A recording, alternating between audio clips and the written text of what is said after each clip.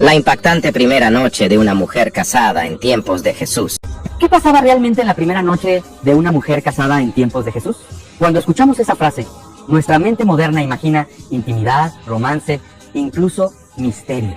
Pero en el siglo I, en la tierra donde vivió Jesús de Nazaret, aquella noche era mucho más que un momento privado entre dos personas. Era el punto culminante de un pacto familiar. Era honra, era ley, era fe, era futuro. Para una joven judía, aquella noche marcaba el final definitivo de su vida como hija y el comienzo de su identidad como esposa dentro de una nueva casa. No era solo una experiencia emocional, era un evento con implicaciones sociales, económicas y espirituales profundas. En este video vamos a viajar 2000 años atrás, a las aldeas de Galilea y Judea, para entender qué significaba realmente esa primera noche. ¿Qué esperaba la familia? ¿Qué decía la ley? ¿Qué temía la novia? ¿Qué representaba para el esposo? Porque comprender ese momento nos ayuda a entender mejor la cultura en la que Jesús vivió, enseñó y transformó la historia. Comencemos. Para entender la primera noche de una mujer casada en tiempos de Jesús, primero debemos entender algo fundamental. Esa noche no comenzaba con el encuentro íntimo, comenzaba mucho antes. En el siglo I, en la cultura judía de Judea y Galilea, el matrimonio no era una decisión romántica impulsiva, era un pacto formal entre familias. De hecho, existían dos etapas claramente definidas, el desposorio y la boda. El desposorio era un compromiso legalmente vinculante. Desde ese momento, la mujer ya era considerada esposa, aunque todavía viviera en la casa de su padre. Romper ese compromiso requería un divorcio formal, no era algo simbólico, era real. Durante ese periodo, que podía durar alrededor de un año, la joven permanecía bajo la protección de su familia, mientras el futuro esposo preparaba el hogar donde vivirían. Él construía o acondicionaba una habitación en la casa paterna. Ella esperaba, esa espera tenía peso, tenía expectativa, tenía tensión. Cuando finalmente llegaba el día de la boda, no era un evento privado, era una celebración comunitaria que podía durar varios días. Música, comida, invitados, alegría pública. La unión no era solo de dos personas, era de dos familias, dos linajes, dos historias. Y al final de esa celebración llegaba la primera noche, pero esa noche no era una sorpresa, era la culminación de un proceso cuidadosamente estructurado. Una joven no entraba en ella sin saber lo que representaba. Sabía que ese momento confirmaría oficialmente su nueva identidad dentro de la sociedad. Porque en aquel tiempo el matrimonio no giraba alrededor del sentir, giraba alrededor del pacto. Y en una cultura donde el honor lo era todo, esa primera noche no era simplemente privada, era el cierre de un acuerdo que había sido observado, esperado y celebrado por toda la comunidad. La primera noche de una mujer casada en tiempos de Jesús no comenzaba en la intimidad, comenzaba con una despedida. Para una joven judía del siglo I, dejar la casa de su padre era uno de los momentos más determinantes de su vida. Hasta ese día, su identidad estaba completamente ligada a su familia de orígenes. Su protección, su provisión, su honra y su futuro estaban bajo la autoridad del padre. Pero cuando llegaba el momento de la boda, algo cambiaba para siempre. El esposo, acompañado muchas veces por amigos y familiares, iba públicamente a buscarla. No era un traslado discreto, era un acto visible, una procesión, una declaración ante la comunidad de que aquella mujer ahora pertenecía a otro hogar. Ella cruzaba literalmente un umbral. Y en aquella cultura, cruzar un umbral no era solo caminar de un lugar a otro, era cambiar de autoridad, cambiar de apellido, cambiar de cobertura, cambiar de destino. Desde ese momento, la casa del esposo se convertía en su nueva realidad. Muchas veces no era una vivienda independiente, sino una ampliación dentro de la propiedad familiar del marido. Eso significaba convivir con suegros, cuñados y otros miembros del clan. No llegaba a un espacio vacío, llegaba a una estructura ya establecida, con normas, jerarquías y expectativas. Imagina la carga emocional de ese instante. Probablemente era un adolescente. Dejaba la seguridad conocida por un entorno nuevo, personas nuevas, rutinas nuevas, responsabilidades nuevas. La primera noche no era solamente el inicio de la vida conyugal, era el primer momento en que ella despertaría en un hogar que ya no era el de su infancia. Y eso tenía un peso profundo. En una cultura donde la identidad femenina estaba ligada al hogar, esa transición definía su posición social. Ahora sería vista como esposa, pronto como madre. Su valor estaría relacionado con su capacidad de administrar la casa y dar descendencia. No había espacio para volver atrás. No era una etapa experimental, era un compromiso definitivo. Por eso, cuando pensamos en la primera noche, debemos entender que no era simplemente un evento íntimo, era la confirmación de un cambio total de vida. Era el cierre de una etapa y el comienzo irreversible de otra. Cuando la celebración terminaba y las risas comenzaban a apagarse, llegaba el momento más esperado y también el más silencioso. La primera noche de una mujer casada en tiempos de Jesús estaba rodeada de una expectativa que hoy nos cuesta imaginar. No era solo un asunto personal, era un asunto de honra familiar.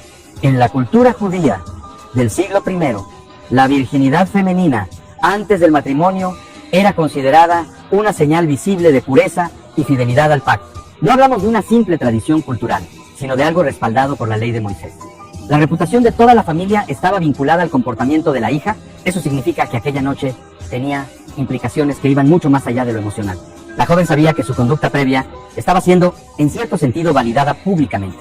No porque hubiese espectadores en la habitación, sino porque la sociedad entera entendía lo que esa noche representaba. Era el momento en que el matrimonio quedaba consumado. Y con esa consumación, la unión dejaba de ser solo un acuerdo legal para convertirse en una realidad completa. Imagina la presión, la expectativa, el temor natural ante lo desconocido.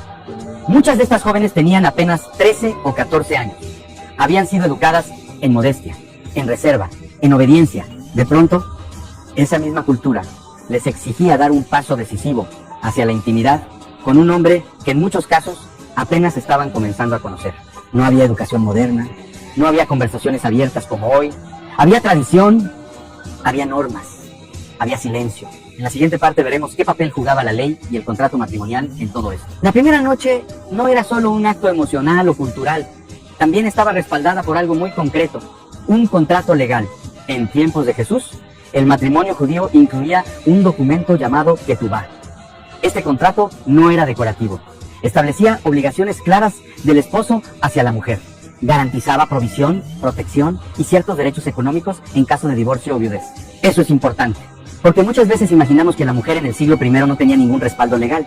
Sin embargo, dentro de su contexto, la Ketubá funcionaba como una especie de garantía. El esposo asumía públicamente la responsabilidad de sostenerla. La primera noche, entonces, no ocurría en el vacío. Ocurría después de un acuerdo formal reconocido por testigos, pero aquí hay algo clave. Aunque la Ketubá protegía a la mujer en ciertos aspectos, también dejaba claro que el matrimonio implicaba deberes. La vida conyugal no era opcional. La unión física formaba parte del pacto. No era simplemente una posibilidad romántica, era parte del compromiso. Y eso nos ayuda a entender por qué la consumación del matrimonio tenía tanto peso simbólico. Confirmaba que el pacto no era solo palabras escritas, sino una realidad vivida. En aquel mundo, la ley y la fe estaban profundamente entrelazadas. El matrimonio no era únicamente una institución civil, era un acto con dimensión espiritual. Se entendía como parte del diseño establecido por Dios desde el Génesis. El hombre dejará a su padre y a su madre y se unirá a su mujer. Por eso, aquella primera noche tenía una doble carga. Por un lado, sellaba un acuerdo legal ante la sociedad. Por otro, representaba la entrada oficial en una alianza que era vista como sagrada. No era una experiencia aislada de la fe. Era parte del cumplimiento de un mandato divino según la cosmovisión judía. Y en esa combinación de contrato, tradición y creencia religiosa, la mujer comenzaba su nueva vida no simplemente como esposa ante los hombres, sino como esposa ante Dios. En la siguiente parte exploraremos cómo era realmente el espacio físico donde ocurría esa primera noche y qué tan diferente era de lo que imaginamos hoy. Cuando pensamos en la primera noche de una mujer casada en tiempos de Jesús, solemos imaginar una habitación privada, silenciosa, aislada del mundo. Pero la realidad del siglo I era muy distinta. La mayoría de las familias en Galilea o Judea vivían en casas sencillas, construidas con piedra, barro y madera. No eran hogares amplios con múltiples habitaciones independientes como hoy. Muchas veces se trataba de espacios compartidos, donde varias generaciones convivían bajo el mismo techo o dentro del mismo patio familiar. El esposo, durante el periodo de desposorio, preparaba un lugar dentro de la propiedad de su padre. Podía ser una habitación añadida en la azotea o una sección adaptada dentro de la vivienda existente. Pero no era una casa separada en la mayoría de los casos. Eso significa que la primera noche ocurría en un entorno cercano a la familia extendida. No había el concepto moderno de total aislamiento. Había intimidad, sí, pero dentro de una estructura comunitaria. El espacio físico probablemente era simple: una lámpara de aceite, mantas tejidas a mano, una cama baja o un lecho hecho de esteras. No había lujo, no había decoración elaborada, había funcionalidad. Y sin embargo, ese lugar sencillo se convertía en el escenario de un cambio trascendental. Para la joven, ese cuarto representaba el inicio de su nueva identidad. Allí dormiría por primera vez como esposa. Allí comenzaría su vida cotidiana en ese hogar. Allí se esperaba que iniciara la posibilidad de descendencia. No debemos romantizarlo con imágenes modernas. Era un ambiente austero, rural, en muchos casos práctico, pero precisamente por eso, el significado no estaba en el entorno, estaba en lo que representaba. Cada elemento era cotidiano, pero el momento no lo era. Esa habitación no era simplemente un espacio físico, era el punto donde el pacto se hacía tangible, donde la transición dejaba de ser pública y se volvía personal. Y aunque para nosotros puede parecer un detalle menor, para ellos el hogar lo era todo. La casa representaba estabilidad, linaje, continuidad. Esa primera noche no solo iniciaba una relación, iniciaba un nuevo núcleo familiar dentro de una cadena generacional que podía extenderse por siglos. En la siguiente parte veremos cómo el papel de la mujer cambiaba inmediatamente después de esa noche y qué se esperaba de ella al amanecer. La primera noche terminaba, pero lo que realmente transformaba la vida de una mujer en tiempos de Jesús comenzaba al amanecer. Porque en aquella cultura, el matrimonio no se medía por emociones pasajeras, se medía por responsabilidad. Cuando salía el sol, la joven ya no era vista como hija dentro de su antigua casa. Ahora era esposa dentro de un nuevo linaje. Y eso implicaba un cambio inmediato en su rol social. Desde ese momento, se esperaba que comenzara a asumir tareas domésticas dentro del hogar del esposo. Preparación de alimentos, molienda de grano, tejido, cuidado del agua, organización del espacio familiar. No era una etapa de adaptación prolongada, era integración inmediata. Y no olvidemos algo crucial. Muchas veces vivía con la familia extendida del marido. Eso significa que no solo debía adaptarse a él, sino también a la suegra, al suegro, a los hermanos del esposo y a la dinámica ya establecida del hogar. La primera noche entonces no era el final de una tensión, era el inicio de una prueba constante. Además, existía una expectativa silenciosa que comenzaba desde el primer día. La descendencia. En una sociedad agrícola, tener hijos no era solo un deseo emocional, era una necesidad económica y social. Los hijos aseguraban trabajo futuro, continuidad del nombre familiar y apoyo en la vejez. Por eso, desde el amanecer siguiente, la mujer ya era observada bajo una nueva lente. Ahora se esperaba que cumpliera con su función como futura madre. Eso no significa que no existiera afecto o cercanía con el esposo, pero el matrimonio no giraba alrededor del romance idealizado que conocemos hoy. Giraba alrededor de estabilidad, cooperación y continuidad. El amanecer después de la primera noche no traía flores ni escapadas románticas.